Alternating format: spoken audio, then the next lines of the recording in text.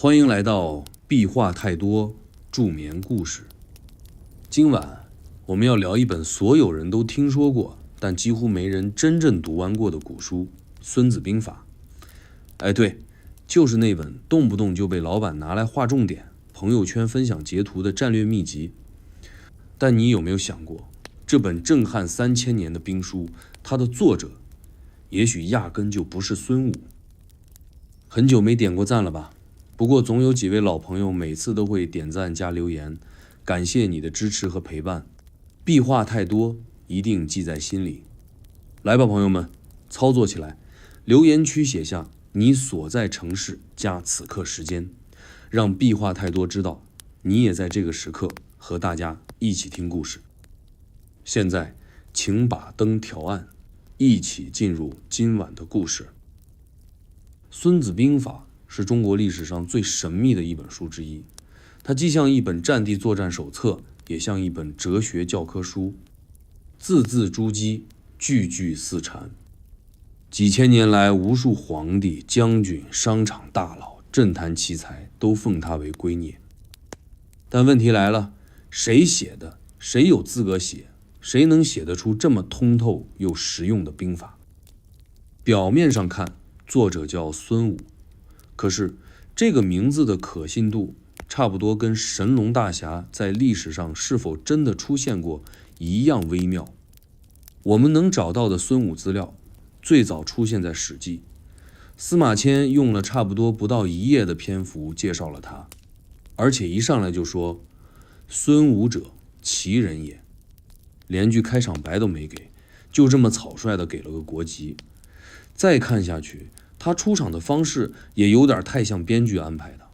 吴王想打仗，结果手下给他推荐了一个叫孙武的兵法天才。吴王说你牛，那你给我练兵看看。于是孙武直接拿吴王的后宫来练练手，用的方式还挺极端，把宫女编队训练，宫女不听话，他就砍了吴王最宠爱的2个妃子。吴王惊呆，你真干啊！孙武回答说，军令如山，然后就升职了。听起来是不是有点过于爽文了？一个陌生人空降朝廷，随便砍2个人还被升职，这比《甄嬛传》还离谱。关键是这件事没有任何其他古籍记载，只有《史记》一个版本。学界很多人怀疑孙武这人也许就是传说中的人设，甚至连宫女事件都是后人为了让他显得更厉害而加的戏。而真正让人怀疑的是，孙子兵法的内容水平已经不是一个人坐在篝火边轻轻松松写出来的这种程度了。他的文字极简，但逻辑极致，每一章都像是成体系的专业理论总结。如果你试过真的去读，就会发现这不像是一个人即兴发挥，更像是一个学派集体研讨后推出的作品。你甚至可以说它更像一套完整课程的讲义，经过不断打磨、删改、校准之后的成品。那么一个疑问就出现了，这位传说中的孙武真的是一个人单枪匹马写出来的吗？还是说他只是个代言人，或者说是被选中的作者代号？要回答这个问题，我们得先把视角拉远，看看春秋末年的齐鲁地区。在那个时期，齐国和鲁国就是今天山东的大部分地界，而山东自古出文人，产思想。这里除了儒家的孔子、墨家的墨子、道家的后继者，还有各种各样百家争鸣的脑洞大开者。这片土地本身就是一个巨大的思想孵化器，大家没事干就讨论人性本善还是本恶，战争可不可避免，天命怎么理解。你要是生活在那儿，估计走在街上都能听到俩大爷边吃枣边争辩兵贵神速的真正含义。而在这种氛围下，兵法成为了重要的显学。因为战争太频繁了，几乎每个国家都在打，打赢的国家立国强盛，打输的国家直接消失。所以如何打仗怎么打赢就成了知识分子追求的哲学课题。但战争不是纯理论，它更讲究实战，而《孙子兵法》就是在这两者之间找到了一种惊人的平衡。如果这本书真的是在齐鲁地区孕育出来的思想产物，那它为什么会被吴国的吴王拿到？孙武一个齐人，凭什么跑到南方的吴国，被重用，被升职，还顺便留下了中国第一兵书？一种说法是，齐鲁一带早就有一个军事学派，专门研究战争艺术。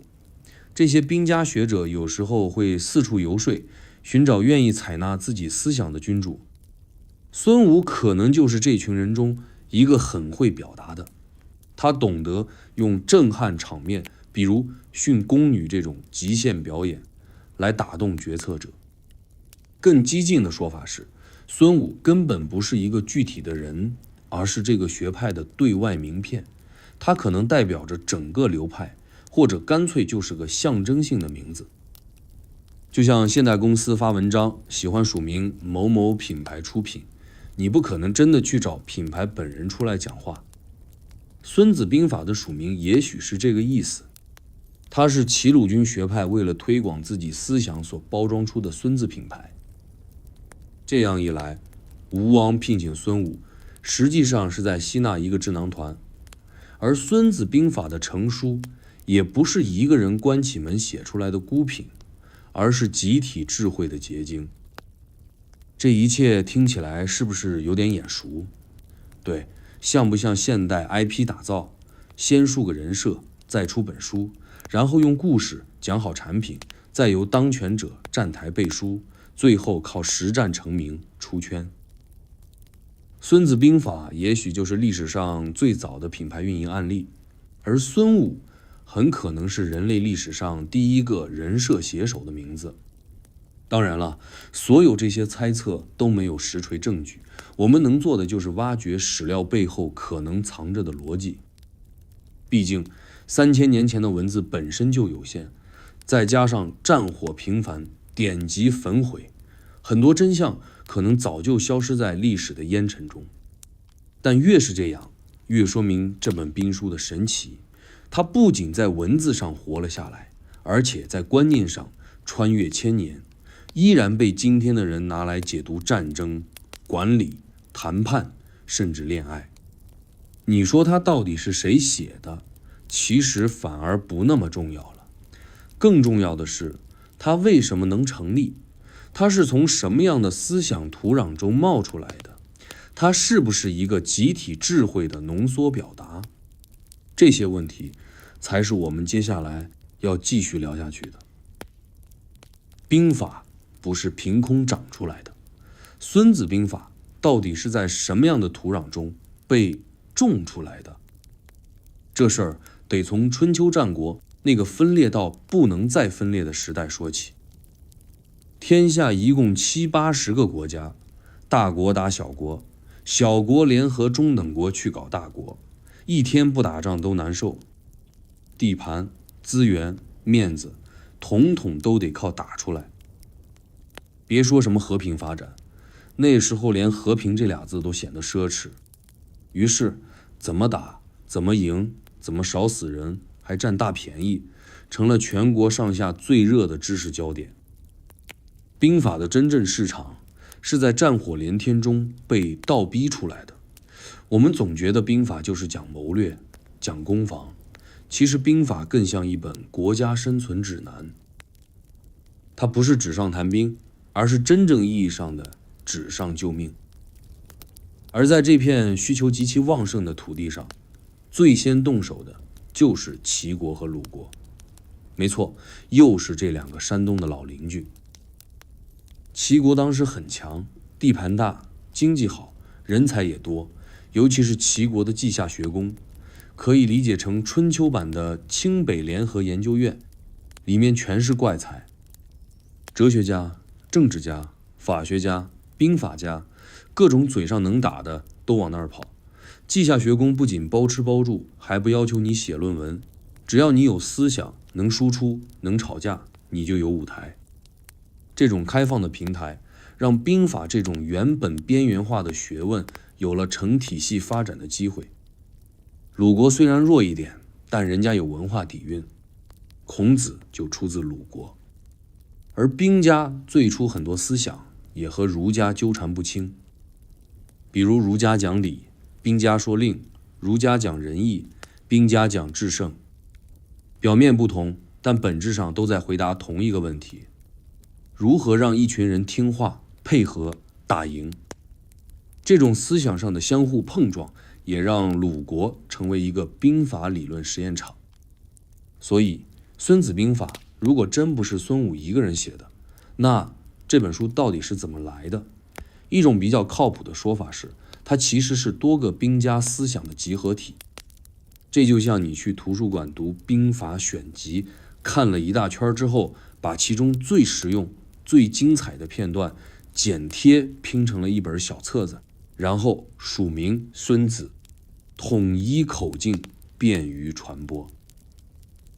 从现存的版本来看，《孙子兵法全书》13篇，结构极其工整，始于计篇，终于用间。从战争前的准备、敌情分析、军队组织，到真正的战斗部署、心理战、间谍战，全都囊括。这不是一个人在深山里喝茶写出来的灵感闪现，而是多年战争经验总结和系统知识积淀的结晶。它像是一部战术教科书，又像是一本管理学手册，甚至连领导艺术、情绪控制、信息博弈都讲得头头是道。而且更奇妙的是，它语言简练到极致，全书不过6000字，连一个普通公众号文章都比它长，但6000字里每一句几乎都能当金句。比如兵者，诡道也，知己知彼，百战不殆，以正合，以奇胜。这些话现在听起来都像鸡汤名言，但在当时是实打实的生存智慧。你会发现它不像是文学作品，更像是某种共识文案，集体智慧，众人审定，反复修改，逻辑严密。那时候的齐国，不仅有人写书，还有人编书。编在这里不是造假，而是策划、整理、润色的意思。我们今天讲编剧、编辑，其实就是那会儿留下的传统。兵法这种高端内容，不可能随便口述一下就成书，它得有人思考，有人整理，有人校对，有人美化。你甚至可以把它想象成当时的一项重大工程项目，而这个项目的终点就是吴国。孙武是齐人，可他被吴王重用，这条线索其实透露出一个更大的信息：齐国兵家学派早就开始向外输出。也就是说，他们不仅在国内做思想实验，还把产品推向全国。而吴国那会儿急需人才，正好接盘了这份军师级服务的高级定制。吴王阖闾为什么会接纳孙武？答案或许比想象中现实。当时吴国正和楚国对峙，战争压力大，需要有人出奇制胜。传统的打仗方法已经不灵了，于是想来点歪门邪道。这时孙武，或者说齐国的兵家代表人物，就成了最好的选择。而要被接受，你不能说我是齐国军事学派第7代传人，那不够有说服力。但如果你说这是我写的一本兵书，保证能打赢仗，那就不一样了。于是一本署名孙子的兵书出现了。它不是为了记录，而是为了推广；不是为了传世，而是为了上位。我们现在知道孙子兵法真正走红是靠实战。吴国在孙武的指导下打败了强大的楚国，甚至一度攻入楚都。战绩摆在那儿，兵法自然水涨船高。就像今天一本管理学书籍，如果作者的公司连续3年市值翻倍，那这书就会被奉为企业圣经。吴王背书，战绩作证，再加上书本内容确实牛，孙子兵法成为了古代第一个现象级知识产品，一点儿也不夸张。换句话说，这不是一位天才的灵光一现，而是多个天才加实战成绩共同打造的爆款。孙武这个名字只是那个时代给出的产品 logo。齐国的学派思想，吴国的实际战果，兵法内容本身的实用性，这三者缺一不可。而齐鲁之地就是那个孕育这一切的孵化器。所以当你再看到孙子曰的时候，也许你可以脑补一个场景，不是一个人坐在灯下写兵法，而是一群齐鲁兵法大师在稷下学宫里你一言我一语讨论兵家之道，后面还有个小助手在疯狂做会议记录。最后大佬们说，就数个名字吧，统一叫孙子，听起来厉害。兵法的诞生地不仅是战略的起点，更是品牌的起点，而孙子只是被选中的那个发声筒。这是不是就像今天的某些畅销书，你以为是某个大咖写的，其实背后是一整个内容团队，只不过署名看起来更有说服力罢了。我们刚说了那么多孙武背后的土壤，但现在得冷静下来问一句，这个孙武到底存不存在？这不是杠精发问，而是真正绕不过去的问题。因为从所有留下来的历史资料来看，孙武的存在感真的很低。他不像孔子、孟子那样有言行记录，也不像韩非、墨子那样留下大量语录，甚至连一张画像、一个雕像都没有。唯一靠谱的出场，就是《史记·孙子吴起列传》里短短几段话。司马迁怎么说的呢？他说，孙武是齐国人，后来被吴王阖闾看中，写了本兵法13篇，交给吴王看，吴王很满意，然后就请他带兵打了几个漂亮仗。听起来像不像简历上的项目经理？但问题是，这个项目太完美了，完美的让人起疑心。你看他履历，一上来就是齐国人，接着就是兵法13篇，再就是立功升职，简直就是古代兵法界的人设天花板。可问题是，这个人设太单薄了，没有出生地，没有家庭，没有成长轨迹，连他为什么会懂兵法都没有解释。就像突然冒出一个人，自带技能包，直接横空出世。这种设定只可能出现在两种场景，一种是小说，一种是策划。更有意思的是，孙子兵法本身的语言风格与春秋时期的其他典籍并不完全相符，它更凝练、更抽象、更结构化，甚至比战国时期的一些哲学文本还要成熟。这就让人起了一个疑问，这本书的成书时间会不会比孙武生活的年代还晚？学界其实早就有人提过类似观点，有人认为孙子兵法真正完成是在战国中期，也就是说，孙武活着的时候，这本书可能只是个框架，或者压根还没出现。这本兵法可能是后来人站在孙武的肩膀上改编、扩写、润色，最后才定稿的。说到这，另一个疑点就出现了。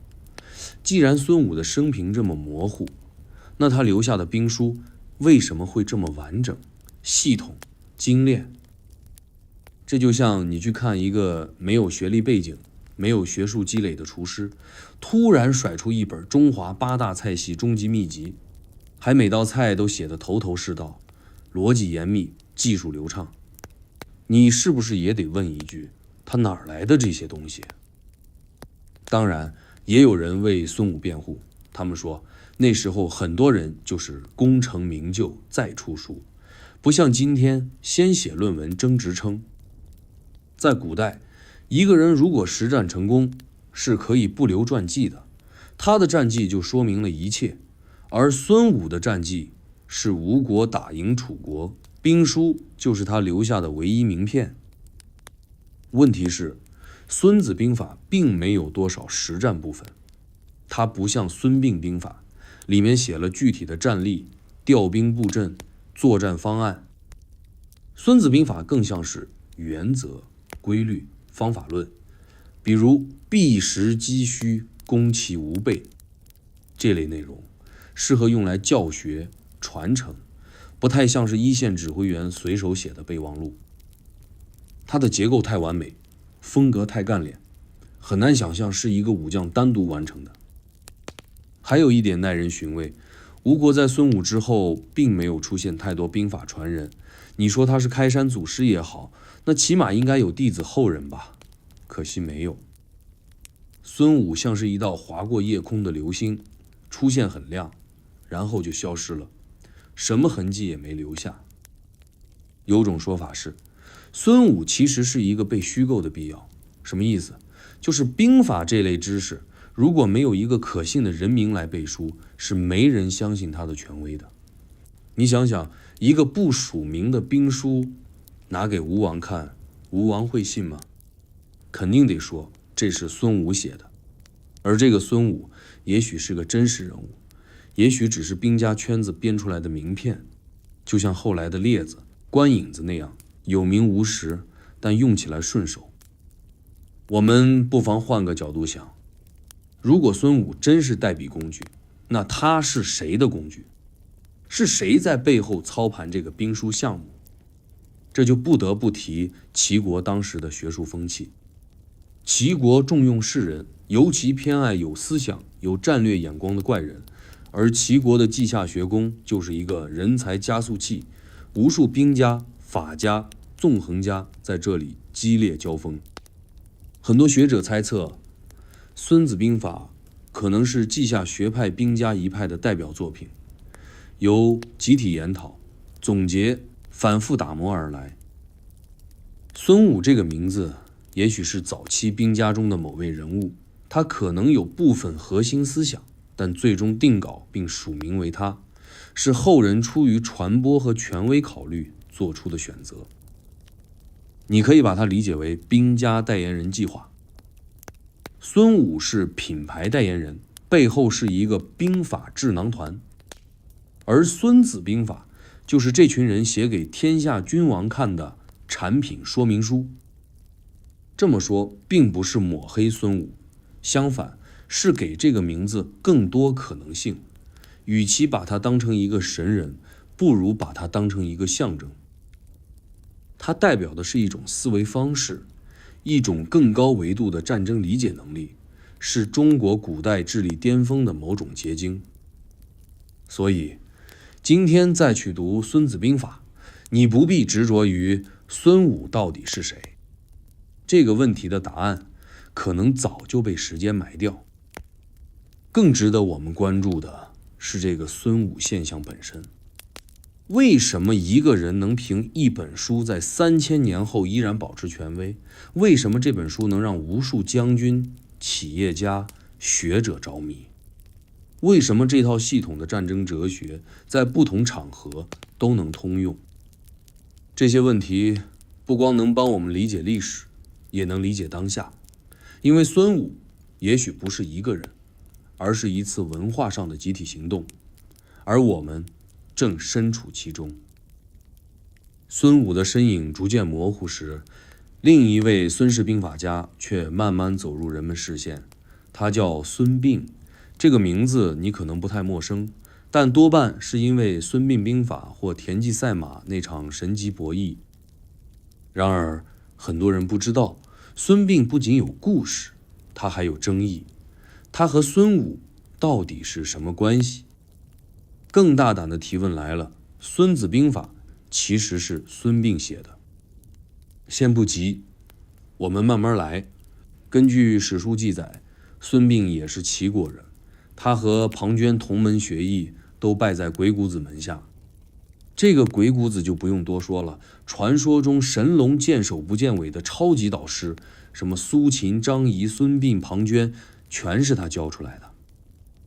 如果这是真的，那他可能是史上最强导师，带的徒弟不是称霸一方，就是搅动天下。孙膑后来被庞涓陷害，双膝被砍，成了废人。但他逃到齐国后，被田忌重用，用一场赛马智斗震惊了整个军事圈。最有名的战役是马陵之战，孙膑在这场战役中巧用地形，设伏诱敌，一举将魏军大将庞涓击败，战场反杀，仇怨得报。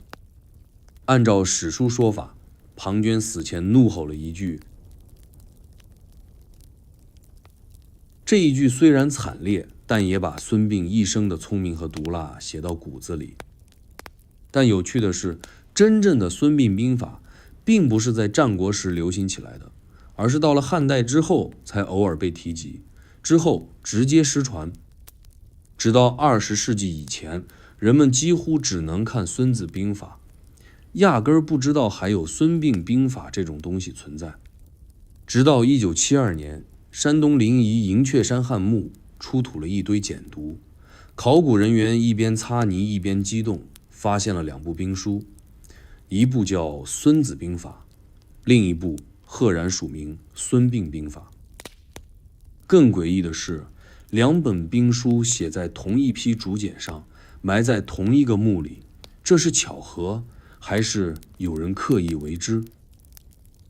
要知道，银雀山汉墓的年代被定在西汉中期，也就是说，2000年前就有人把这2本书放在一起，埋进了地里，像是在给后人传话。这2本书有联系，那会是什么联系呢？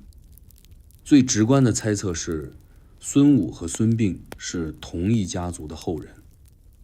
古人很讲姓氏传承，孙姓并不多，再加上都是齐国人，又都擅长兵法，你不免要猜他们是不是兵法世家。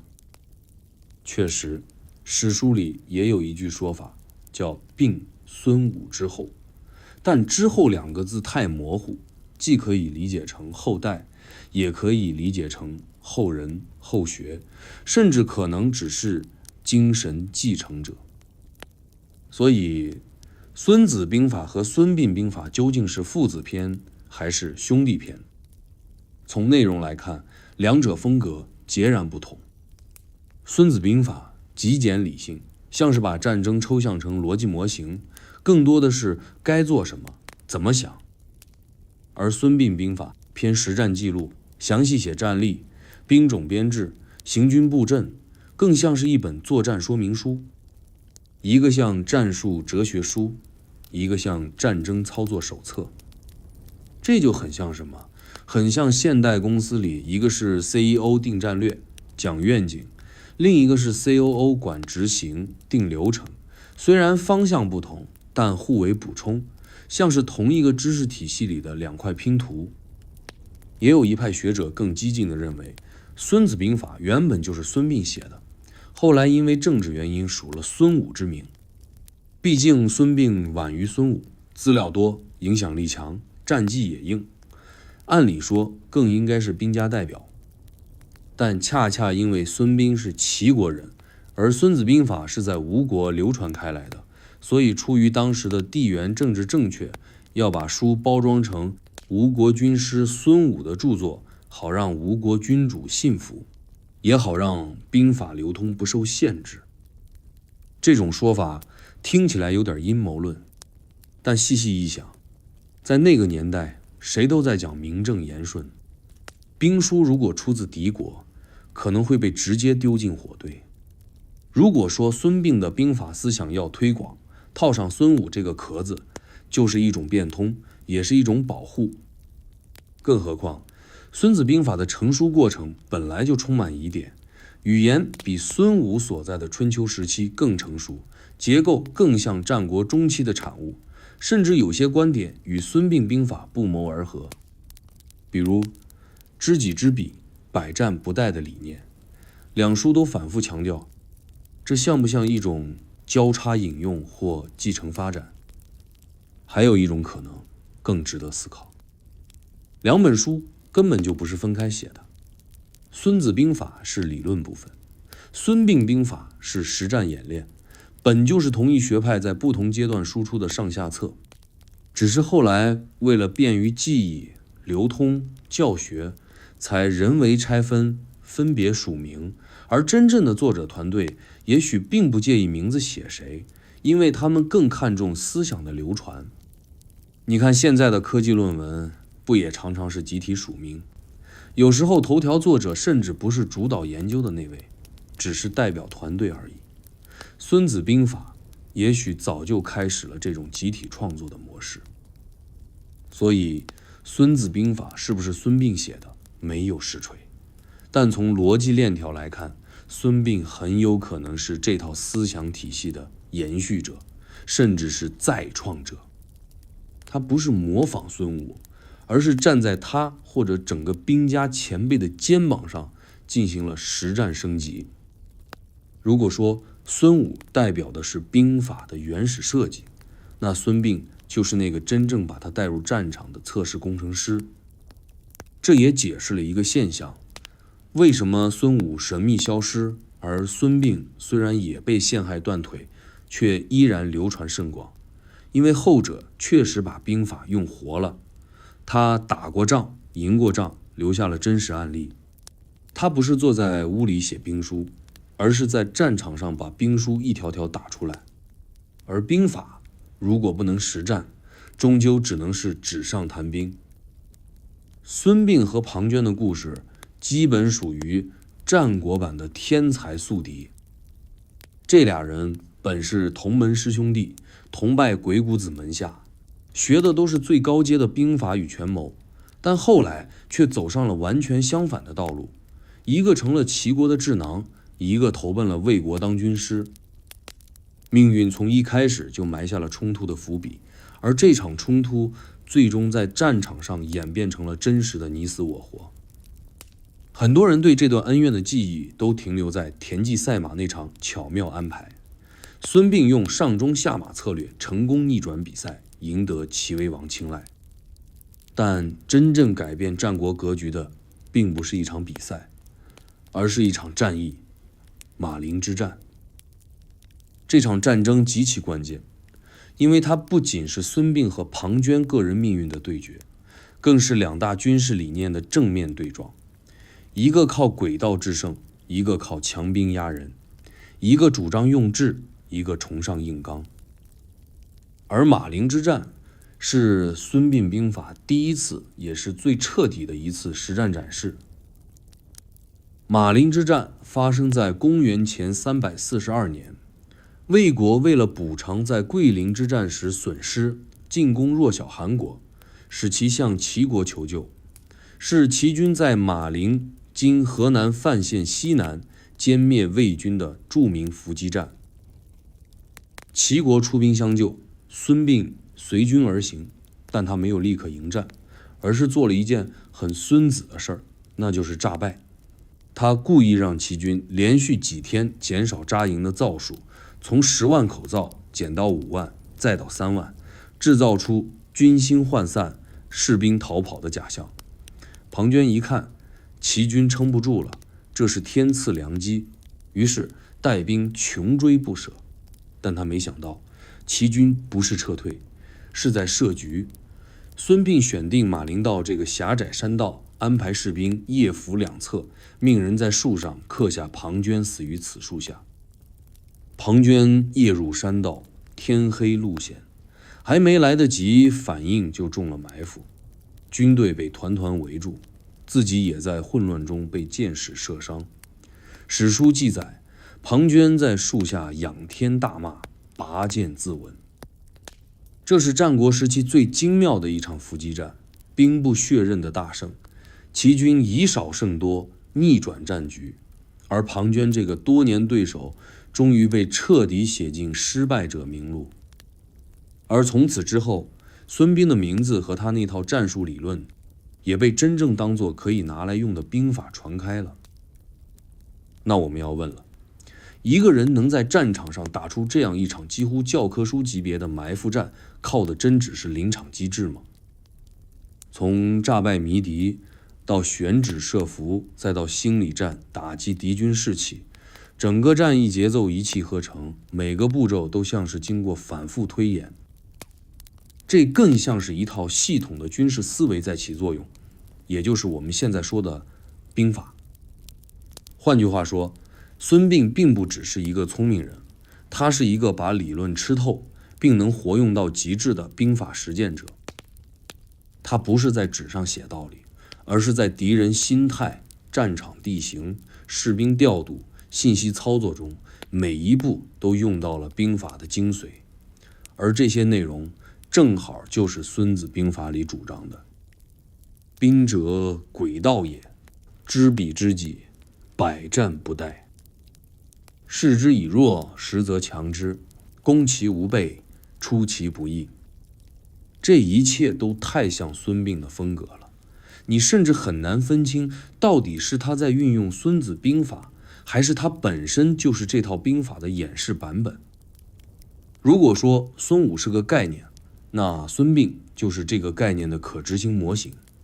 他让一纸兵法变成真实战果，也让原本抽象的战争哲学具象为胜负可见的事实。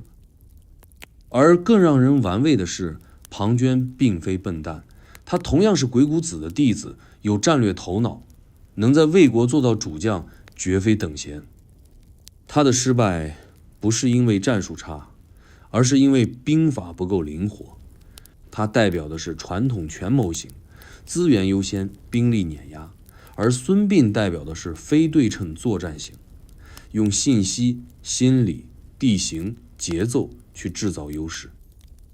这场兵法风格之争的结局，既是孙膑赢了庞涓，也是在历史上宣告战争不只是拼武器、拼人数，更是拼脑子、拼认知。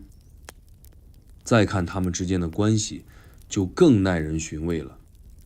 同门、同师、同学兵法，却结下生死冤仇，是庞涓忌才害人，还是孙膑太过聪明无法被容？又或者这种对立是鬼谷子故意留下的兵法实验？没有人知道。但从结果看，孙膑赢了，赢得彻底，也赢得干脆。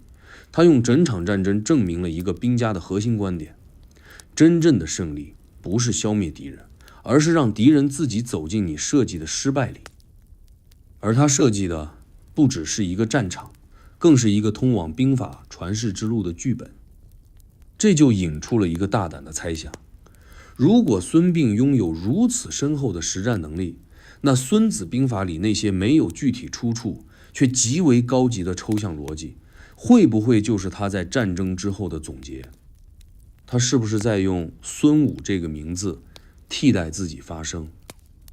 你也许会说，这种猜测太多，但请想一想，如果你是一个膝盖被砍，被迫隐姓埋名，又靠兵法击败仇敌的智者，你会想把书署谁的名？是你自己呢，还是一个更安全、更能被接受，甚至早已被神化的名字？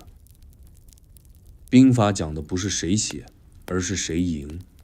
而孙膑做到了这一点，他用一场战役不仅赢了宿敌，也赢得了时代。要讲清楚孙子兵法的来龙去脉，光盯着孙武和孙膑还不够，还得看一个常常被忽略的角落：这本书到底是怎么流传下来的？我们现在看到的版本是谁保留下来的？又是谁编排的？是谁决定的？这13篇就是完整形态。这些问题一旦挖下去，就会发现《孙子兵法》这本书的身世比你想象中还复杂。首先我们要知道，《孙子兵法》最早的成书年代没有确切说法，书里没有时间线，没有署名，没有成书背景，就像是一本突然出现的兵法秘籍。它不像是某个具体作者写完后立即广为传播的，更像是多次修改后的定稿。最早明确提到这本书的还是老熟人司马迁。在《史记》中，他不仅记录了孙武这个人，还特别提到著有兵法13篇。这句看起来稀松平常的话，其实是一个分水岭。在此之前，我们没有任何资料表明这本书有13篇，这意味着司马迁很可能是第一个官方认证孙子兵法结构的人。他看到的版本是不是我们今天的版本？很可能不是。到了汉代以后，《孙子兵法》逐渐成为各路学者、军官的必读经典。你想想，汉朝是一个非常重视制度化管理的朝代，连作战都有专门的法规和规定。《孙子兵法》这种讲道理又好记的兵书，自然成为兵学教材之一。但汉代人有个习惯，就是会把经典书籍进行整理加工、加注释、加目录、定章节，把原本的民间流传本变成正统阅读本。而对《孙子兵法》最重要的一次再加工，发生在东汉末年。这个人你一定听过，他叫曹操。没错，就是那个宁可我负天下人的曹孟德。别看他是权谋代表、战场之王，他也是一个兵书编辑狂人。他不仅自己写了兵书《孟德新书》，还给《孙子兵法》做了批注。这套批注版本被称为魏武注孙子。曹操对每一篇都写了自己的理解，有的还引用具体战例说明，等于给这本兵书做了一次读书笔记加案例分析，直接提升实用性。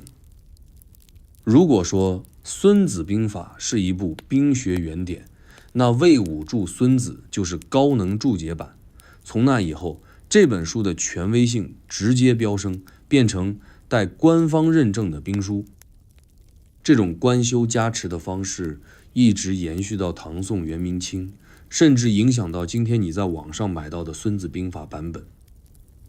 但也正因为这些版本不断流传、再版、删改、加工，真正原汁原味的《孙子兵法》，我们可能永远没见过。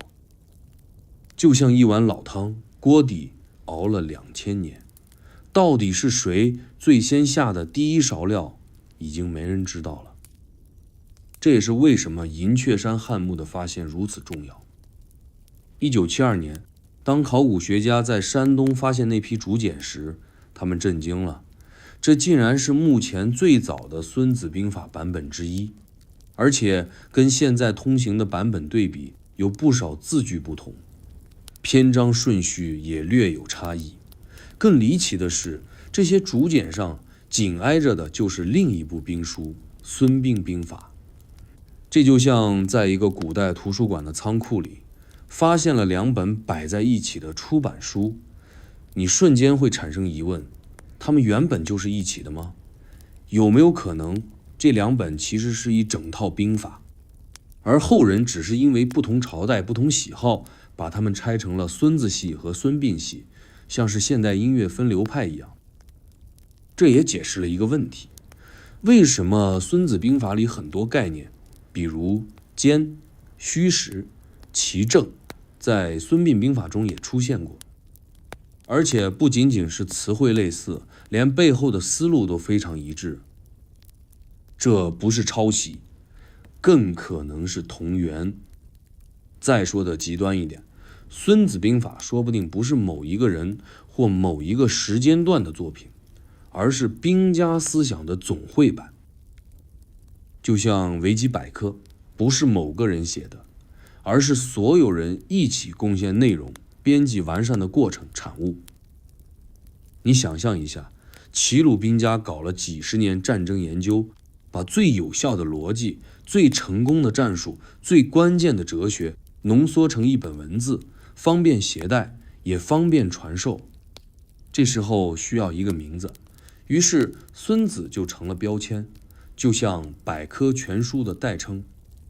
那为什么是孙子？为什么不是李子、赵子、张子呢？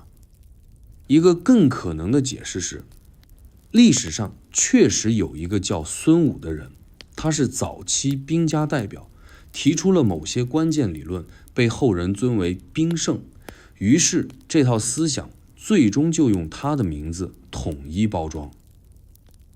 你可以把它理解为 IP 持有人，思想不全是他一个人的，但品牌归他。这种操作不是古人才有，今天的互联网公司也一样，很多知识、产品、项目最后都要聚焦在一个人、一个名义上，才好流传、好宣传。孙子就是那个最合适的账号名，它简短、响亮、有战绩、有历史，也没有争议。而背后的团队有没有、是谁，反而不重要了。这也让我们重新思考，谁写的这个问题到底值不值得追？也许真正重要的不是作者，而是内容。是谁总结出这些原则？是谁在战争中不断验证、修正、提炼？是谁在2000多年来不断为这本兵书加注释、写评语、举案例？也许这才是真正的作者。历史是复杂的，但也正因如此才有趣。每一本看似简单的书背后，可能藏着一个时代的焦虑、一群人的智慧和一次次的战火淬炼。孙子兵法正是这样一本文字极简但信息量爆棚的作品。它不是一人之功，而是兵家思想长期博弈的集体回响。讲了那么多谁写的问题，我们现在来换个角度来看内容。孙子兵法到底牛在哪？这本只有6000字的小书，凭什么能火3000年不衰？你拿去给一个现代创业者看，他说能用；拿去给一个谈恋爱的人看，他也说能用。连打游戏的玩家都能从里面找到冲塔和骗对面技能的智慧。你可能会以为这书就是一本冷冰冰的军事手册，但其实它不仅讲怎么打仗，更重要的是它讲怎么不打仗就赢。整本书从头到尾都在告诉你一件事：打仗不是目的，赢才是。能不打就不打，能赢而不战是最高级的操作。这句话听起来像废话，但在冷兵器时代，信息极度不对称，仗一打就死几千人的年代，这种务实到冷血的逻辑是彻底颠覆的。那个时代的王侯将相大多讲荣誉、气势、面子，宁肯打个稀巴烂也要保住颜面。但孙子兵法说，全胜为上，攻心为王。别傻了，面子不能当粮食，活着才有下一局。这也正是这本书最迷人的地方，它不像是一本古人写的兵法，更像是一个现代战略顾问写的认知升级手册。我们来拆几段经典句子，你就知道它的逻辑有多超前。比如兵者，诡道也，这句话翻译过来就是打仗这事儿核心是骗。你不能跟敌人讲道理，你要让他以为你弱，其实你强；让他以为你要攻右，其实你攻左；让他以为你退了，其实你在埋伏。他不是在讲光明正大，而是在讲心理博弈。这套逻辑放在今天的商战、谈判、国际关系里依然完全适用。什么叫高手过招？不是剑拔弩张，而是你没出招，他就自己崩了。再比如知己知彼，百战不殆，这句几乎人人会背，但很少人细想。它并不是鼓励你猛打猛冲，而是在说，在不打之前，你得先搞清楚自己能不能赢。如果你连自己是谁、有什么、能干啥都不知道，还急吼吼地往前冲，那不是勇，是送命。而且更绝的是，他用了知己放在知彼前面，说明对敌人了解重要，对自己了解更重要。这一点在任何领域都是真理。还有以正合，以奇胜，表面意思是常规打法是基础，出奇制胜才是关键，但核心其实在告诉你，别小看基本功，基础打得稳才有可能奇。很多人误解奇是花招，是套路，但兵法在说奇招是建立在正面能打的前提上。你没实力哪来的奇？你不是打得太规矩，而是连规矩都打不好。类似的还有胜可为也，而后求战。这句话的含义是，你只有在确定能赢的前提下才可以打仗，不是说遇事就打，而是先判断有没有胜算。这简直就是投资逻辑，不看情绪，看数据，不凭冲动，凭判断，不求打仗，求结果。全书最压轴的一篇是用间篇，专讲间谍和情报。这一篇放在最后，很多人忽略了它的重要性，但它其实是整本书的灵魂。为什么？因为兵法说到底是信息战。你知道敌人不知道的事，你就赢；敌人知道你不知道的事，你就输。而间就是掌握信息的不对称工具。这一篇直白到什么程度？连养奸、内奸、反奸、死奸、生奸都给你分类讲了，还告诉你情报员该怎么挑，怎么保密，怎么伪装，怎么交接，细节到让人怀疑写这篇的人是古代特工头子。你要说这本书不是实战派写的，谁信啊？所以孙子兵法真正的厉害，不在于他讲了多少打仗技巧，而在于他把战争当成认知博弈。他不迷信勇猛，不崇拜血性，反而像一位冷静的智者，用最少的字告诉你最本质的规则。不要浪，不要赌，不要急，不要怕，先算清楚再动手。这也许就是为什么它可以超越兵书的范畴，成为管理学、心理学、政治学、金融学，甚至人际关系的工具书。它讲的不是战争，而是决策。而决策这事，古今中外都一样重要。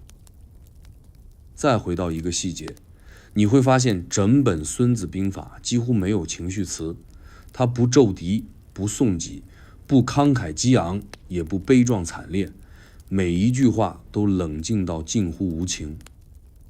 这本书不是让你热血上头，而是让你冷静下来。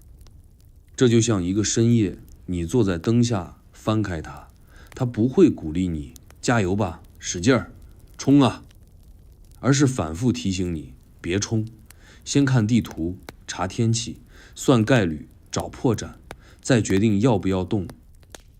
他不想让你成为英雄，他希望你成为赢家。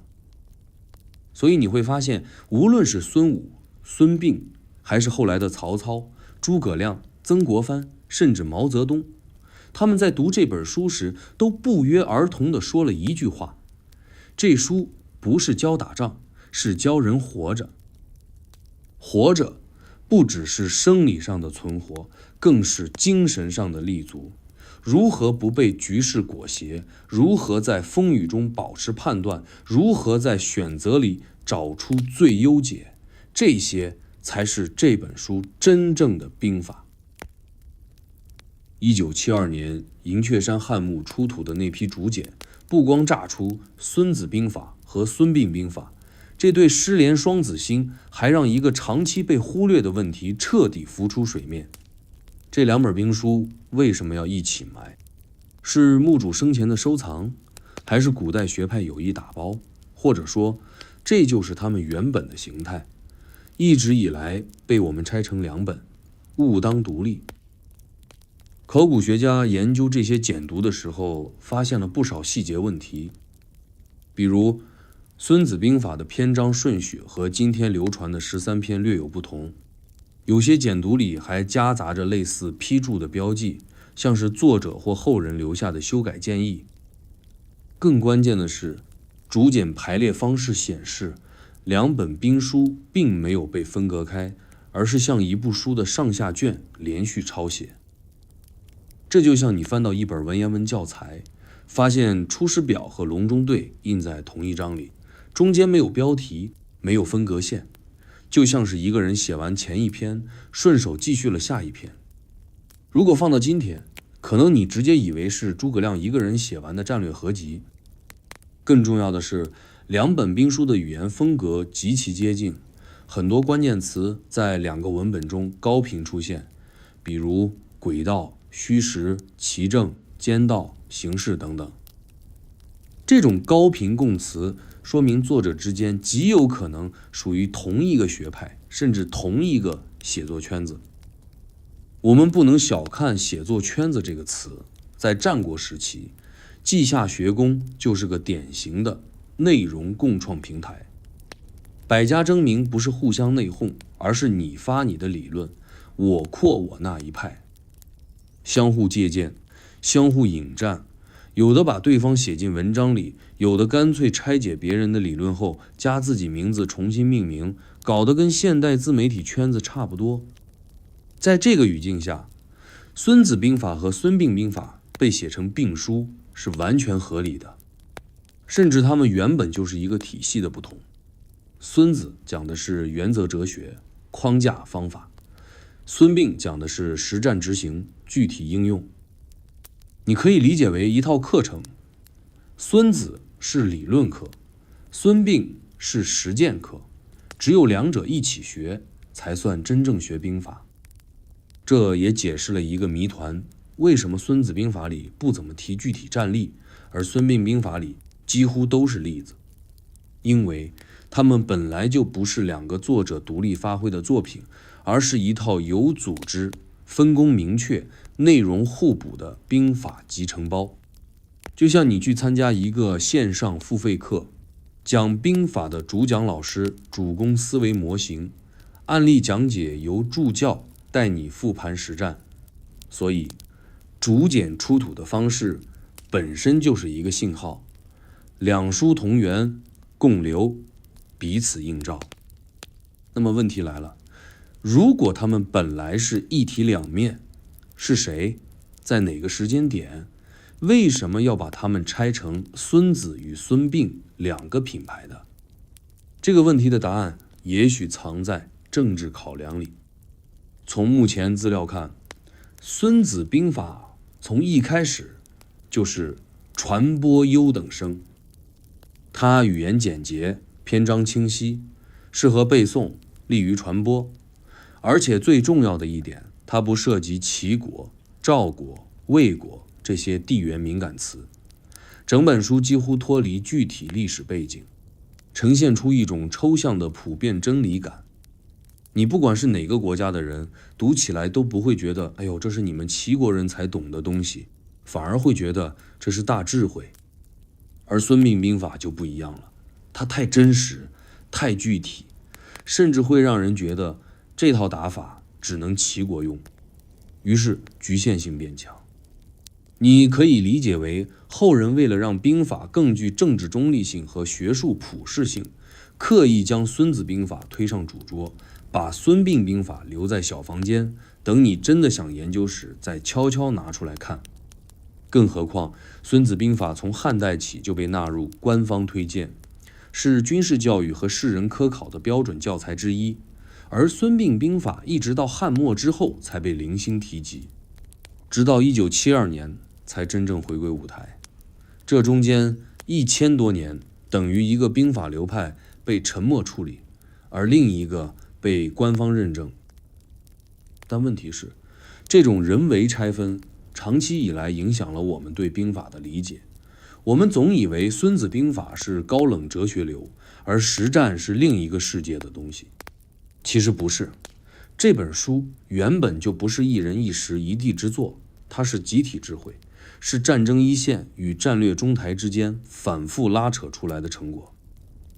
想象一下，一群兵法家在稷下学宫里围坐开会，有人提出兵贵神速，另一个说不行啊，神速会暴露后勤漏洞。有人说知己知彼，另一个人则怼回去，问题是情报哪那么容易搞？吵着吵着，一个小徒弟在旁边记录，用兼篇素材 get， 然后几个回合之后，又有人说以正合，以奇胜，又一段被记下。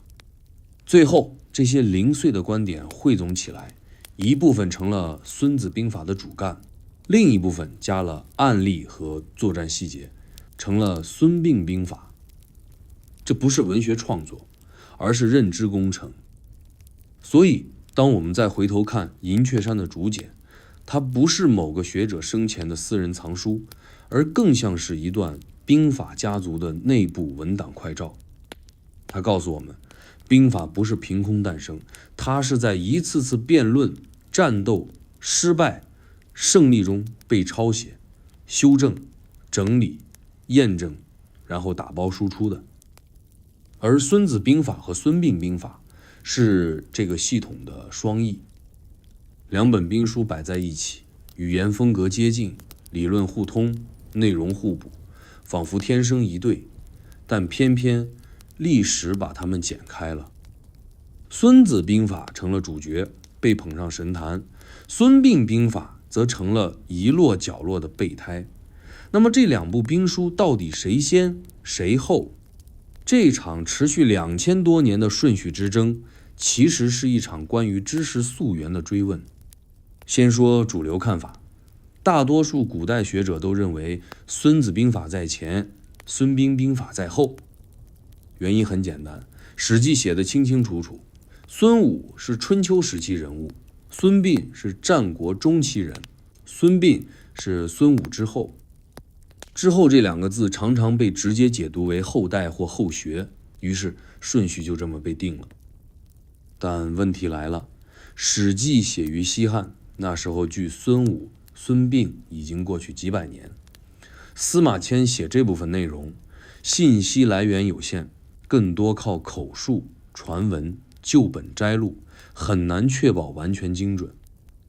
而且司马迁本身并没有见过孙膑兵法的原本，他写孙膑更多是靠战例和传说，根本无从验证两本兵书的先后逻辑。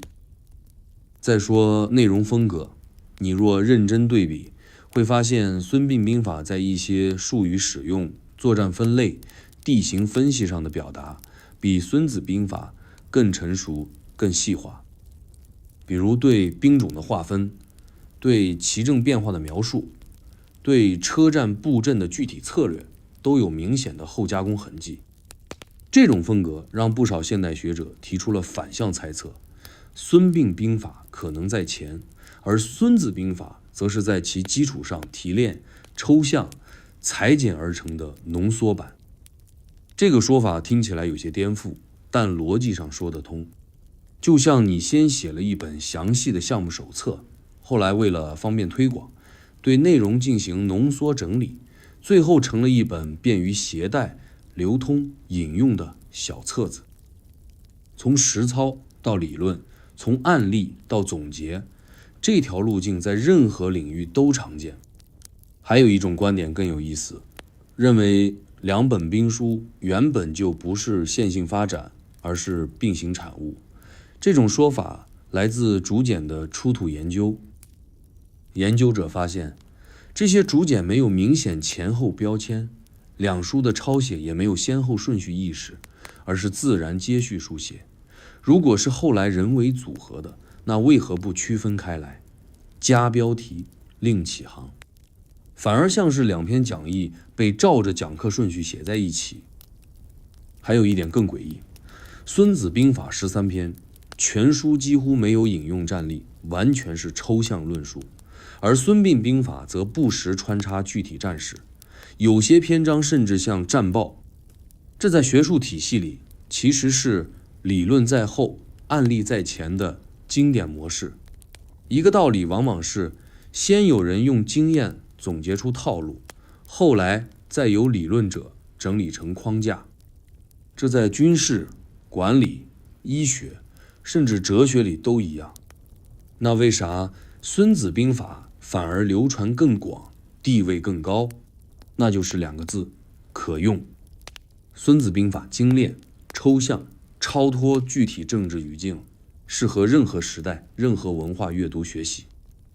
它不像孙膑兵法那样扎根在具体历史中，翻起来就像是别人家的作战报告，而是更像一份通用策略说明书。这让它从汉代开始就成为军事必修读物，一路读进唐宋科举、元明兵营，甚至传到日本、朝鲜、越南乃至欧洲。而孙膑兵法就没那么国际化了，它太具体、太齐国思维，就像你把一本企业内部 SOP 拿出去讲战略，不太方便，所以它在历史中慢慢被边缘化，最终随着书本遗失一起沉入时间底层。但今天我们再回头看，会发现它其实一点不过时。孙膑兵法那种从地形、兵力、指挥官心理、敌人反应来拆解战争的方式，简直就是现代战争模拟的雏形。在决策链条处理上，远比孙子兵法来的工程化。举个例子，孙膑兵法里有一段提到，见地形不利则舍道易行，意思是即使你原本定好路线，如果发现地形不对，宁可绕远路也不能硬上。这种灵活性，今天听起来像废话，但在古代的军事决策里是反常识的。传统认知是路线定了不能改，但孙膑告诉你，路径依赖会害死你。这不就是当代迭代思维吗？再比如，孙膑兵法中关于击敌诱敌的策略，讲究视之以好利，而后决其归，也就是先给对手好处，让他进来，等他深入敌后，再断其退路。这种布局不是靠热血，而是靠心理算计，是一场预谋型胜利。这和孙子兵法的攻其无备，出其不意遥相呼应。换句话说，两本书不是谁抄谁，而是一个系统中不同模块。我们非要争谁早谁晚，其实是被作者本位思维限制了视角。他们也许本就是一场兵法工程的两个分段，由不同人在不同时间按不同功能写出，但共同构建起那个时代最强军事思维结构。那为啥古人一定要署名呢？因为古代没有著作权保护机制，署名是唯一的品牌声明。你写的再好，如果没有人知道你是谁，就容易被掩埋。而有一个靠谱的名字，就像今天的 verified 蓝勾勾，让内容更容易被信任、被引用、被流通。孙武和孙膑就是那个年代兵法的双重认证。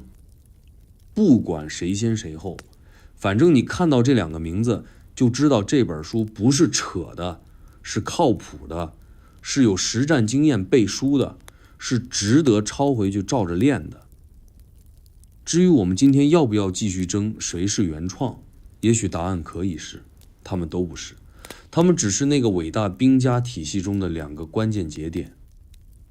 到了这儿，你可能已经开始怀疑，孙子兵法到底有没有一个正儿八经的作者，还是压根儿就是兵家集体智慧的共笔？那我们不妨来聊聊一种更具现实感的可能性。这本书是策划的结果，它不是某个书生灵光一现的天才爆发，也不是哪位将军战场归来后一口气写下的胜利总结，而是一次有组织、有目的、有分工的系统性代笔计划。先回忆一下我们之前说的背景，齐国当时人才密集，稷下学宫又是百家思想的大本营，兵家更是其中重要一支，平时研究战术、分析战力、推演兵力组合，跟今天搞战略咨询差不多。而一个想法开始在学者圈中蔓延开来，有没有可能把我们这些年积累下来的干货系统整理出来，做成一份真正可以用的兵法？不仅能教人用，还能拿去当名片，甚至输出到别国。于是，一个团队型策划项目开始运作，目标很明确，打造一部可以横扫六国的兵书，并塑造一个可以被君王信赖的兵法大师。不仅要内容能打，还要品牌能响。怎么做？第一步，提炼内容，把兵家内部几十年研究的战法、地形、兵力调配、心理战等素材全部归档，分类出战略、战术、情报、布阵等大主题，再把重复内容剔除，边角料修剪，逻辑缝合，最终精炼出13个主干章节。于是有了我们今天看到的史记篇、作战篇、虚实篇等，每一篇都有明确目的、紧密结构，几乎没有废话。第二步，统一语言。这一步非常重要，因为各派兵家语言风格不同，有的喜欢讲大义，有的爱用比喻，还有的沉迷口号式陈词，读起来容易混乱。团队找了一位语言能力强的文案型人才，把所有素材重新编写成统一口吻，简洁、直接，不带感情，不加修饰。你看，《孙子兵法》通篇几乎无废词，这不是偶然，而是编辑策略。第3步，选定署名人，这里就是孙武登场的地方。为什么选他？理由很简单，他曾为吴王立下战功，有实战履历，历史上确有其人，且背景干净，争议少。更妙的是，孙武来自齐国，走的是骑兵入吴的路径，天然具有技术输出的象征意义。一个人代表整个学派，既能方便推广，也能隐藏团队背后的复杂结构。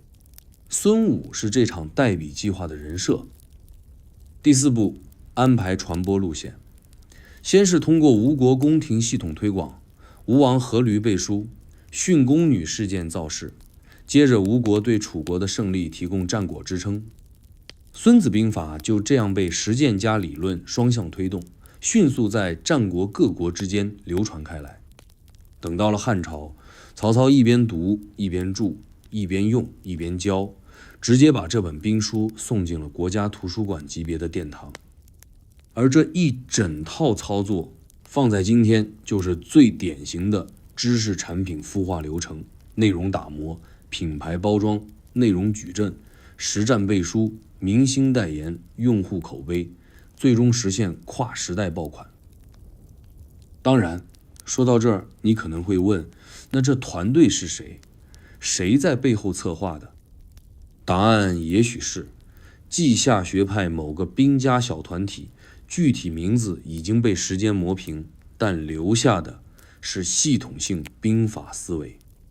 他们也许没想那么远，不知道自己会火3000年，但他们确实做了一件高维度创作的事，从众生喧哗中提炼共识，用最简语言传达最硬规则，再通过一个稳定人设，让全世界知道这个共识存在。这也就解释了为什么孙子兵法通篇逻辑严密，篇章统一，却完全没有一个人的风格印记，没有多余感叹，没有修辞铺陈，没有自我介绍，就像一台运行稳定的系统，只输出结果，不秀存在。换句话说，这不是个人表达，是集体表达。而这集体表达在传播中获得了第2次生命。后世的军师、官员、学者不仅使用孙子兵法，还继续在它的基础上加注解、写讲义、配案例。曹操是第一个大 V 注解者，后来诸葛亮、李靖、杜牧、曾国藩、左宗棠等人也都在不同场合引用、解读、扩展。这本书不再是一部兵法，而是一种战略思维框架。它像一个不断升级的操作系统，每一代人都在往里面打补丁。而这正是代笔计划的高级之处，它不是为某一场仗写的，而是为以后所有仗准备的；不是为一个国家写的，而是为所有将领写的。写完交稿，他就开始脱离原作者的控制，进入自主传播阶段。这种传播力也影响了另一个关键问题：我们为什么如此执着于这是谁写的？其实很多经典都不是一个人写成的，《诗经》是采集，《礼记》是汇编，《论语》是弟子记录。我们却对《孙子兵法》的署名如此执着，很大程度上是因为这本书太统一了，它没有碎片感，让人以为出自一人之手。而我们对天才是作者的迷恋，也让我们更愿意相信孙武一人完成。但你现在回头看就知道，这种天衣无缝不是一个人写出来的痕迹，而是很多人写完再由另一个人精修整合的结果。这就是《孙子兵法》最神秘也最动人的地方。它既是一本书，也是一个项目；它既是兵家思想的产品，也是知识策划的巅峰案例。而孙武也许就是这个项目的终身代言人。说到代笔与策划，我们不能不聊聊一个关键地点——稷下学宫。你可以把它理解成战国时期最自由、最顶尖的智囊训练营，也是当时天下最接近知识工厂的地方。如果说《孙子兵法》背后真的有团队，那最有可能藏身的地方就是这儿。稷下学宫设立在齐国首都临淄，是齐桓公为聚集各路人才而设的一个开放式学术社区，谁都可以来讲道理，只要你讲得好，说得通，就能留下来继续讲，不需要考试，不用应聘，不看户籍，没有绩效。齐国甚至还给这些讲述人发工资、配住宿、赠田产。所以短短几十年内，稷下学宫就聚集了成百上千的学者，其中包含了儒、道、墨、法、明、兵等各家各派，什么样的观点都有，吵得天昏地暗，但也激荡出大量新思想。这里就是先秦时期知识爆炸的源头。而兵家在这里不是边缘学派，反而是最受欢迎的一类。为什么？因为战国就是一个看谁打得赢的世界，打仗才是硬通货，能赢才是核心竞争力。所以像孙膑、庞涓、吴起、田忌这类实战派出身的兵家人物，在这里不仅能讲课，还能接项目单，直接参与齐国军事改革政策制定。也就是说，稷下学宫不仅产出理论，还产出战略。你讲得好，齐国就可能采纳；你讲得更好，齐国甚至派你上阵去打仗。所以，这不是一个纯粹的书斋机构，而是一个学术、政策、实战三合一的战略中台。如果你换个角度看，它就像个军事科技园区，聚集顶级兵法专家，做战争模型，写操作指南，开发战术算法。而他们研发出来的产品之一，就是《孙子兵法》。这样的兵书不是哪一个人深夜爆肝写出来的，而是团队头脑风暴后的结晶。你可以想象一个画面，几个兵家大拿围在案几边，桌上摊着地图、竹简、前线情报，讨论虚实、奇正、合围、剑道。旁边小徒弟在记录，轨道可以做一篇，可以。知彼知己，我们拆成2个逻辑点，最后汇总成13篇结构，统一成册，一本高级军师手册就此诞生。更重要的是，稷下学宫讲究共修共享。一个观点出来后，不是谁的就是谁的，而是所有人可以拿去用，拿去改，拿去加注。今天你讲用间，明天我讲兼以生兼，后天有人再扩展成兼内兼、反兼、死兼、生兼，这些内容不断更新，最终被打磨到最精炼、最普遍，成为兵法的核心内容。这也就解释了《孙子兵法》为什么结构严整、逻辑自洽，却又充满群体思维的痕迹。因为它从一开始就是在开放编辑中诞生的作品，它不是作品，它是版本。而这种版本管理，本质上就是今天我们说的内容迭代。你写一篇文章发出去，网友评论一堆观点，你参考之后再修订、再发布，更精准、更适用。这个过程就是兵法的成长路径，而稷下学宫是这个内容生态系统的服务器。顺便说一个细节，你可能没注意到，《孙子兵法》全书13篇几乎没有自我标榜。它不像别的兵书那样强调我是谁，我打过什么仗，这是我的心得，而是完全以中性、冷静、结构化的语气展开。这种风格是典型的群体创作产物，没有哪个人会在里面刻意留名，但每个观点都足够成熟到被保留。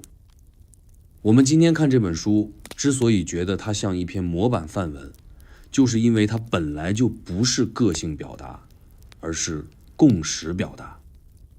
它像是兵家内部长期讨论形成的共通语言，就像医生之间共用一套术语，程序员共用一套规范，军师们共用《孙子兵法》的逻辑结构来推导战局，而这正是它能成为经典的根源。你写的再好，如果只有你能懂，你能用，那是私货。但如果你写的能被整个学派、整个国家，甚至整个时代所使用，那才是公认的战略语言。稷下学宫之所以伟大，不是因为它产出了谁，而是它产出了可以被集体认可的知识。这种能力在那个打赢即生、打输即灭的时代，是最高规格的生存优势。而《孙子兵法》就是他们最成功的知识产品。你再想想，这种策划方式是不是太眼熟？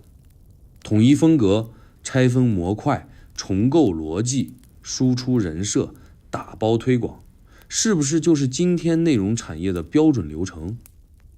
你看，《孙子兵法》其实就是战国时代的顶流兵学 IP 打造教程。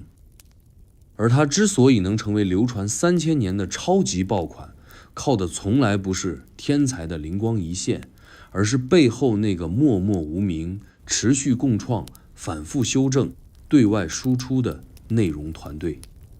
他们没有留下名字，却留下了一种结构，而结构才是真正的永恒。我们已经看到了《孙子兵法》的成书可能性，逐渐从个人创作转向团队共建。那它到底是怎么形成这么整齐划一的13篇？是不是本来就是13篇？会不会原本有更多？或者说是后人剪辑过、删改过，才变成今天这个版本？这就进入到另一个关键话题：孙子兵法的成书结构是自然长成的，还是人为剪辑的？从书的内容来看，13篇每一篇都有明确主题，从《史记》到《用间》，几乎涵盖了战争全过程。从战略分析、敌情判断、资源计算到兵力调配、战术运用、指挥布局、情报收集，你读起来会觉得非常像一套完整的战争课程。每一课有标题，有核心观点，有小节，有延伸。读完之后，仿佛拿到了一个上战场速成指南。但正因为太完美，反而让人怀疑这本书真的一开始就是这个样子的吗？我们来看几个细节。首先，银雀山汉墓出土的《孙子兵法》竹简，并非完全与我们现在看到的13篇一致，有些篇章顺序不同，有些章节名称不清晰，个别段落甚至有重复内容或文字上的增减。这说明在汉代之前，《孙子兵法》的版本可能并不统一，它的篇章结构有过调整，内容也经历过删改。再往前追溯，《史记》虽然提到孙武著有兵法13篇，但没有详细列出这13篇具体是哪几篇。也就是说，13篇的说法很可能是西汉以后的标准版本，在这之前，也许只有若干兵法内容并未成套。到了西汉或更晚，才有某个机构或学派将这些内容进行统整、编辑、定稿为13篇。这个过程其实和《论语》、《道德经》、墨子一样，是典型的后编型成书。也就是说，最初是零散的观点和段子，经过多个学派整理、分类、合并、删减、定名，最终形成我们今天看到的这套精装逻辑体系。这种整理并不是偷工减料，反而是一种内容重构的能力。它让原本属于特定时间、特定战役、特定人物的碎片兵法变成了可复制、可流通、可迭代的知识系统。而为什么定成13篇？这个数字有没有特殊含义？古代文献中，13是一个频繁出现的数字。尚书有洪范九畴，后附洪范13篇，周礼也有13篇章结构。13本身并不是神秘数字，但它代表一种非整又不乱的编排方式。不是10，表示它不是基础通识，也不是15或20，说明它足够精炼。13篇刚好涵盖战争全流程，又能让内容保持密度，不像壁画太多的助眠故事过于冗长。这可能是编辑者经过多次调试后的最优方案。那问题是，这又是谁剪辑的呢？这里又要提到一个老熟人，曹操。东汉末年天下大乱，曹操一方面带兵四处征战，一方面狂读兵书。为了训练将领，他亲自校对《孙子兵法》，删去重复内容，标注核心段落，并补充战例。这就是我们今天所熟知的魏武著孙子。而曹操手中的《孙子兵法》很可能就是他自己已经筛过一轮的版本。你可以理解为《孙子兵法》从稷下学宫出发，是个内容大杂烩，汉代经由兵家内部整理变成标准13篇，到曹操这里又被裁剪、润色、配图、战例，成了适合实战使用的工具书。而这种越简越精的版本管理，是《孙子兵法》能够代代相传的重要原因。你看很多古代兵书，动辄20篇、30篇、40篇，看完都能睡着。而《孙子兵法》凭什么让一个初学者在短短5分钟就能上手？就是因为它内容密度高，重复率低，逻辑层级清晰，而且最重要，字少。这不是作者手下留情，这是团队编辑的结果。他们知道，能传下来的书不是写的最多的，而是最能用的。于是他们删掉诗意，删掉八股，删掉铺陈，只留下最硬的核心逻辑。就像一篇军令，不需要华丽语言，只需要清楚命令流程。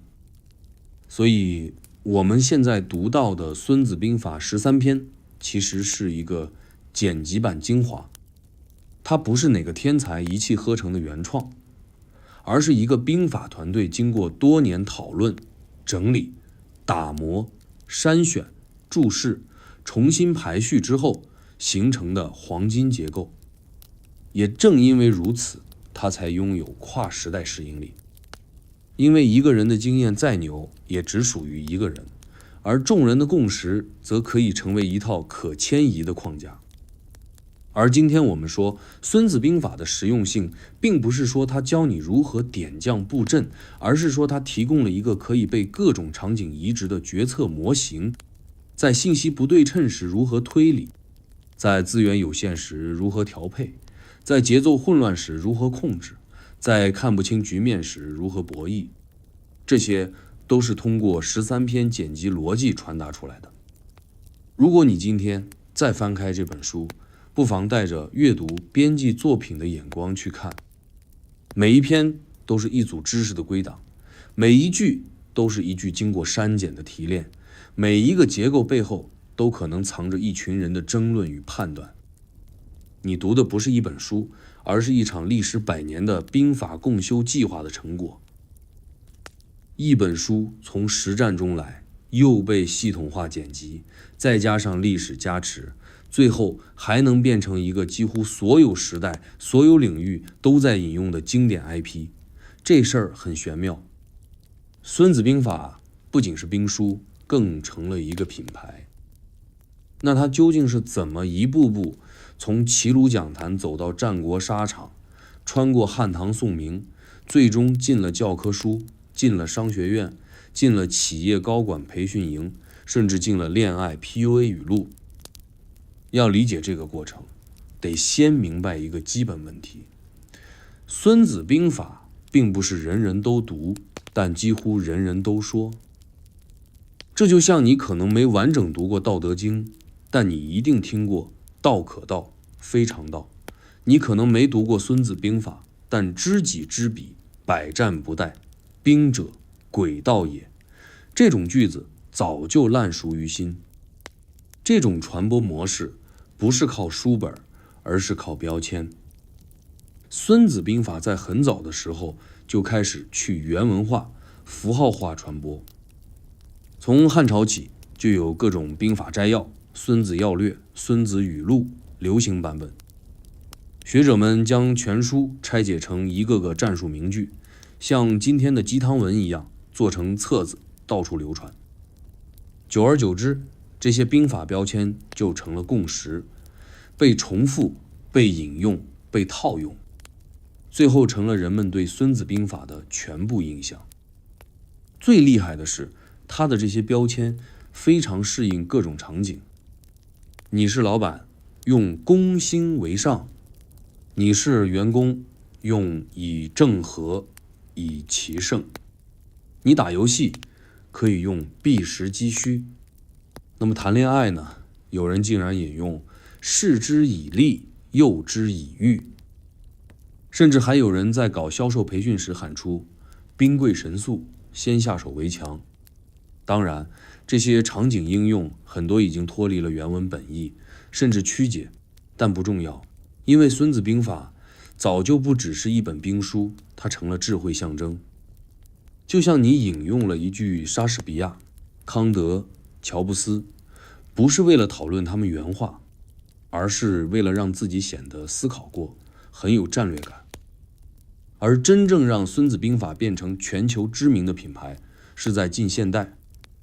19世纪末，西方翻译界开始接触中国古典兵书，法、德、英、美的军事专家被这本短短13篇却句句见血的书吓了一跳。这跟西方传统军事哲学完全不同。西方讲究正面对抗、战场荣誉，孙子兵法却强调胜利优先、诡道制胜、不战而屈人之兵，这太东方，太出乎意料。于是各种译本如雨后春笋般出现。最早的英文译者之一是英国人 Giles， 他的翻译带有强烈解释倾向，把每句话都尽量西化理解，方便西方军官和企业家理解。到了20世纪，美国军方开始将《孙子兵法》列入战略预言课本，二战后更是纳入军校系统。此后，他又进了哈佛，进了沃顿商学院，成了商业战略教科书。彼得·德鲁克的管理理念，克莱顿·克里斯坦森的创新理论，麦肯锡的战略框架，多少都和《孙子兵法》的先算后战、主导局势、打击敌弱这些理念不谋而合。再后来，他进入了民间流行文化，从武侠小说到影视剧，从商业讲座到鸡汤视频，孙子兵法体的语言风格蔓延开来。你经常能听到这样的话术：做人要知己知彼，处事要避实击虚，职场要以正合，以奇胜。这些话很多人不知出自哪，但都会点头说有道理。这就是一个品牌最成功的表现，它的理念穿透了文本，变成了一种思维方式。当然，这也带来了一个问题：原本的兵法被用得越来越随便，很多断章取义、移花接木式的解读充斥在社交网络、商业讲座、鸡汤视频里，把原本的逻辑拆碎后重新包装成万能战略。这对孙子兵法来说，既是荣光，也是误读。但从另一个角度说，这也是它强大生命力的体现。因为真正的经典从来不是静态的，而是不断被再解释、再应用的。所以今天你去读《孙子兵法》，与其执着于原文到底是什么意思，不如去感受这套逻辑体系本身的精神内核。他从不教你冲动行事，他从不支持头铁硬刚，他强调认清局势、优化路径、控制节奏，以最小代价赢得最大成果。这不就是现代社会最核心的能力吗？而这个品牌能流传3000年，被全世界重复引用，不是因为它古老，而是因为它管用。而它之所以管用，不是因为哪个人写得好，而是因为它浓缩了太多人的经验总结、实践反馈、逻辑提炼。你在看一本书，其实是在对话一个多智者矩阵。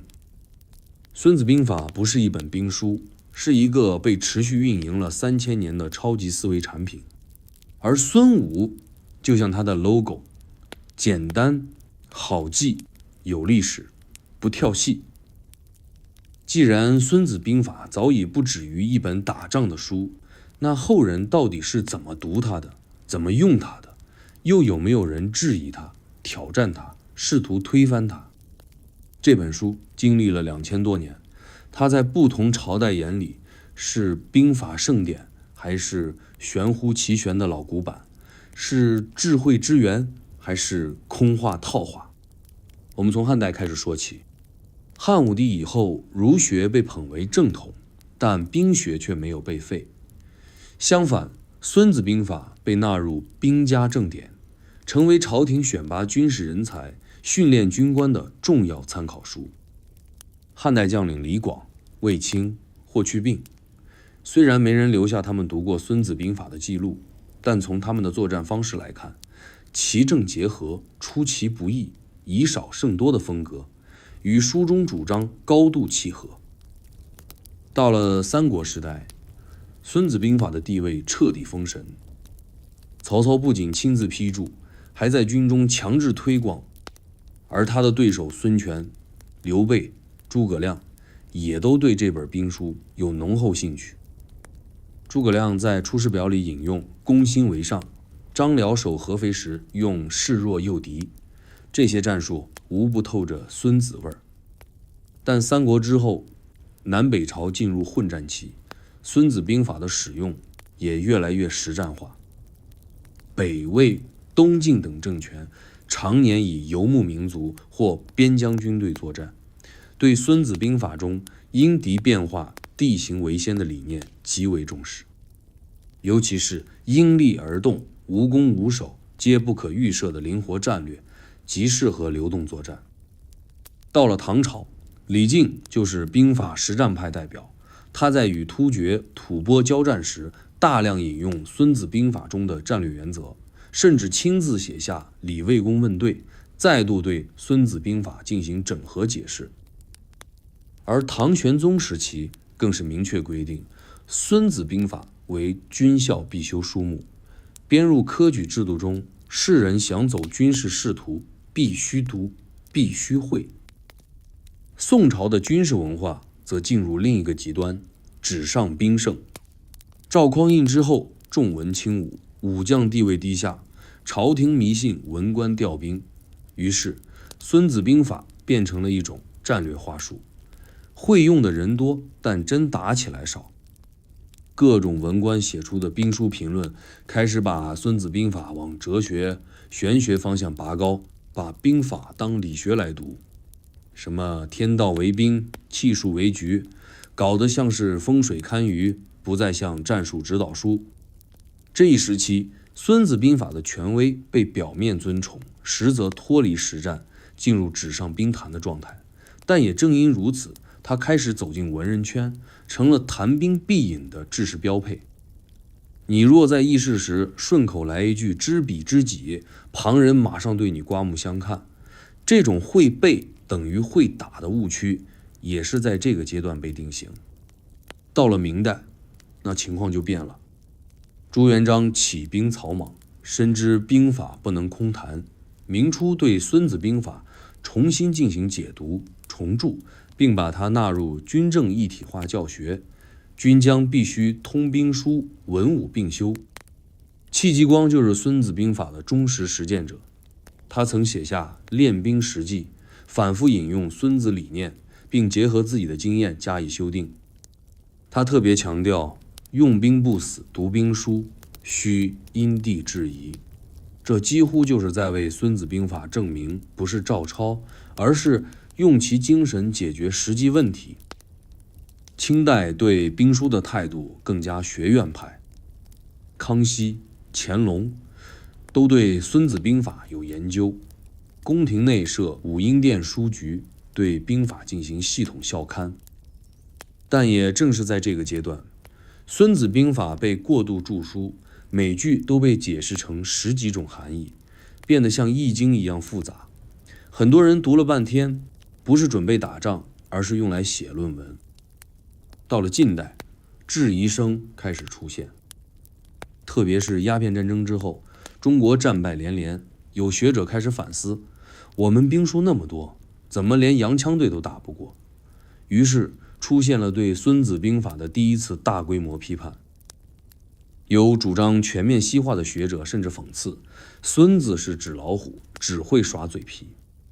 还有人说他太注重谋略，缺乏技术性，不如西方的科学战争理论。这种批判情绪在清末新政时期达到顶点，许多新军校转向教授德式兵法、法式战术。孙子的兵法一度被列为旧学，但这股风潮并没维持太久。随着甲午战争、八国联军事件后，中国学界逐渐意识到，不是孙子不行，是我们不会用。于是民国军界又掀起一轮回归孙子运动。黄埔军校把孙子兵法重新列入课程，蒋介石甚至要求学生每月抄写1遍兵书。毛泽东则在论持久战中大量引用孙子语言，强调知彼知己、避实击虚、以退为进等思想。抗战时期的游击战略其实和孙子兵法很多原则高度一致。再往后，新中国成立后，孙子兵法进入冷静期，直到1970年代中美破冰，孙子兵法英文版被美国战略界大量研究，这才在国际层面再度回火。1972年银雀山简读出土，学界发现原始版本竟然和通行本有出入，引发巨大震动。这意味着我们熟知的孙子兵法可能只是历史统一化版本，而真正的兵法内容远比我们看到的更丰富、更复杂。从此以后，研究者开始重新审视这本兵书的深度与广度，不再只把它当古籍，而是当成战略认知模型。企业界用它讲管理，外交界用它讲博弈，心理学家用它讲人性，甚至在人工智能、游戏设计、风险投资中也开始引用它的思想结构。这时候你再回头看，就会发现一个奇妙的现象，不管是赞它、贬它、用它、批它，大家都没办法忽视它。孙子兵法像一块巨大的思维磁石，吸引无数不同领域的逻辑颗粒，反复贴近它，围绕它，重构它，再传播它。它已经不是一本书，而是一个不断演化的认知框架。而后人读它，早就不再是为了学怎么打仗，而是在问：我面对一件事时，有没有算清代价？有没有看清对手？有没有理解地形？有没有掌握节奏？有没有留下退路？有没有能不战而胜？这些问题，无论是帝王将相、商界大佬、普通人，人人都在问。而这才是孙子兵法能穿越朝代、跨越身份、不断复活的真正原因。讲到最后，绕回那个最初的问题，孙子兵法到底是谁写的？真的是孙武本人吗？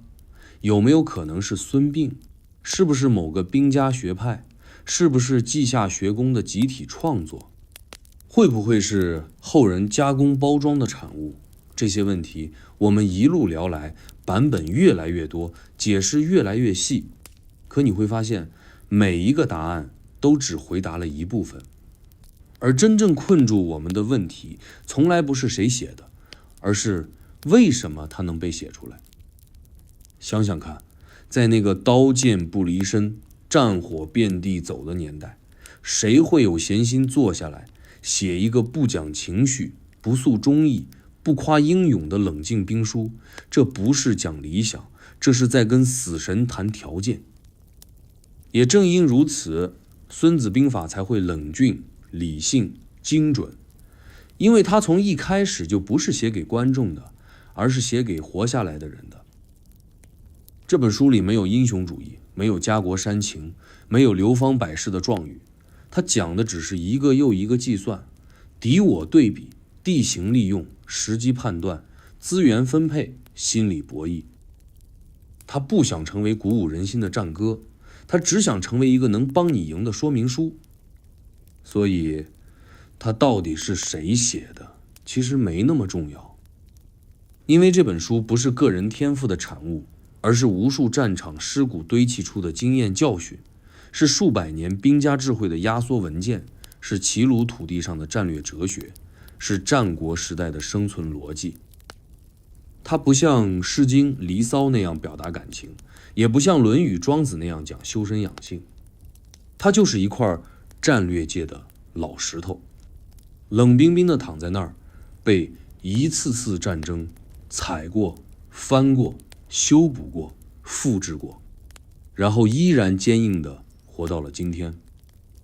这也是为什么无论后人如何争论孙子是谁，都动摇不了这本书的地位。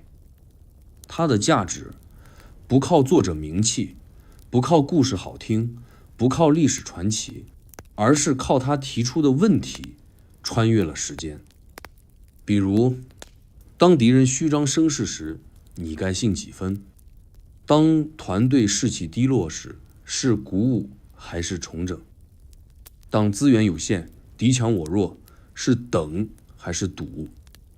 当你看不清局势时，如何制造局势？当你非打不可时，又该在哪？何时？用什么方式出手？这些问题，孙武回答过，孙膑也回答过，曹操、诸葛亮、李靖、戚继光、曾国藩、毛泽东也都试图用它回答。甚至今天的我们，在创业、谈判、婚姻、离职、转型、博弈中，也都在尝试从《孙子兵法》里找答案。所以，这不是一本关于战争的书，而是一本关于判断的书。它教你如何看得更清，算得更准，走得更稳。哪怕局面再混乱，内心也能有一个坐标。而我们说了这么多，孙武有没有写过？其实就像在问，维基百科是谁写的？你说得出很多编辑者的名字，也许最早有一个创始人，但这整个系统之所以存在，不是靠一个人写，而是靠众人共识，靠它能被需要、被验证、被转化、被再创造。所以，也许我们真正该问的，不是是谁写的，而是谁在用它？谁在每一次决策前翻它一页？谁在每一次战争后反思它一段？谁在崩盘时想起它的冷静？谁在看似混乱的时代里，从他那6000字里找到一丝秩序？他们才是真正让《孙子兵法》活着的人。好了，今晚的故事就讲到这儿了。你可能还在回味，这么一本兵书到底是谁写的，或者想着它是怎么穿越了3000年，还依然能让人心动、脑转、不敢大意。但这些问题也许并不需要立刻找答案。真正的好书，不是让你背下每句话，而是当你走进某段迷雾时，它能突然亮出一盏灯，哪怕只亮一下，也足够你走出困局。也许你不是将军，也不会带兵打仗，但生活本身就是一场没有硝烟的战役。你面对的是选择，是人心，是局势，是起落。而那些写在《孙子兵法》里的东西，静、忍、算、变，恰恰正是我们活着时最常缺的几个字。此刻你也许已经半眯着眼了，也许还开着一盏小夜灯，也许手机还握在手里，就这样躺着，慢慢放松，任这些古老的文字像风一样从你耳边轻轻飘过，像是说你已经走进了属于自己的战场，而你也正走在变得更清醒的路上。